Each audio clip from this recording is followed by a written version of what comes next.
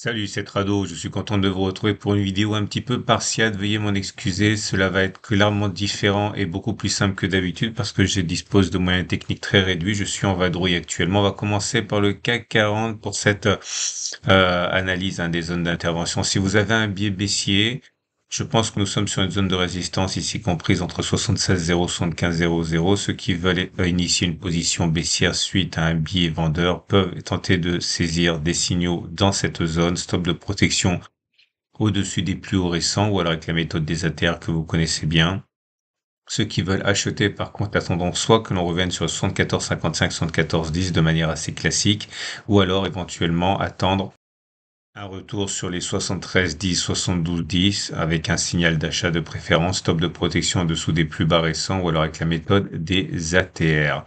Les bougies Aiki montrent que pour l'instant, on est dans une situation qui est clairement haussière avec des bougies vertes sans mèche basse, autrement dit, il est plus plausible que l'on continue de monter plutôt que l'on ait fait les plus hauts sur le CAC 40. Du côté du DAX 40, nous sommes dans une situation assez proche avec une tendance forte à la hausse, hein, pas de zone typiquement marquée pour la spéculation à la baisse, hein. Nous sommes sur des records historiques, donc on peut spéculer à la baisse, mais il n'y a rien de graphique. On peut utiliser des extensions de Fibonacci, mais ce n'est pas non plus très efficace.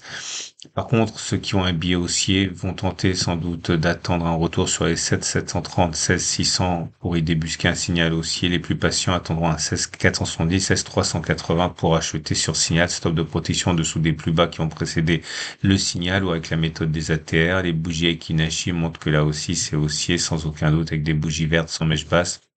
Autrement dit, il est plus plausible que l'on continue de monter plutôt que l'on ait fait les plus hauts. Le Dow Jones est dans une situation de résistance graphique très clairement établie. C'est une résistance mensuelle, en fait, ici, hein. Et vous avez une résistance à 36 935 920. Ceux qui ont un biais baissier peuvent être tentés de saisir des signaux vendeurs dans cette zone. Stop de protection au-dessus des plus hauts qui ont précédé le signal baissier avec la méthode des ATR.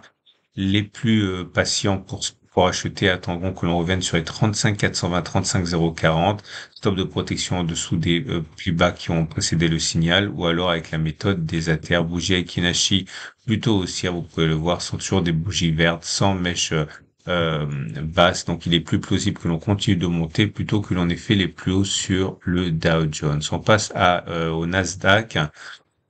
Sur une zone de résistance, les 16 820, 16 090 peuvent intéresser les traders qui ont un biais baissier. Toute cette zone immense, en fait, est une zone propice aux vendeurs s'ils ont un biais vendeur et toujours sur signal, stop de protection au-dessus des plus hauts récents qui ont précédé le signal avec la méthode des ATR. Les acheteurs seraient peut-être inspirés d'attendre un retour sur les 15 800, 15 700 pour spéculer à la hausse, stop de protection en dessous des plus bas récents ou avec la méthode des ATR, et les plus patients attendront les 15 540, 15 140 qui est une zone de congestion clairement établi, hein, au niveau graphique, stop de protection en dessous de signaux sous les plus bas récents qui ont précédé les signaux avec la méthode des ATR.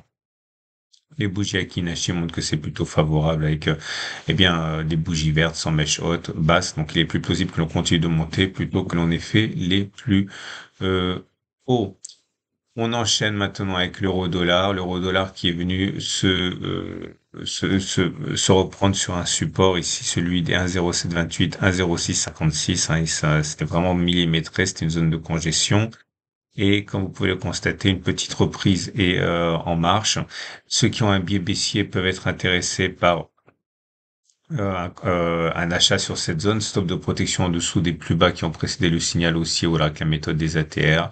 Par contre, les plus patients pour spéculer à la baisse attendront un retour sur les 1,10, 17, 1,08, 51. Dans cette zone, un signal pourra être pris par ceux qui pensent que la baisse va reprendre. Stop de protection au-dessus des plus hauts, ou alors, des plus hauts récents, ou alors la méthode des ATR. Et on va terminer avec Bitcoin qui n'en finit pas son bull run provisoire.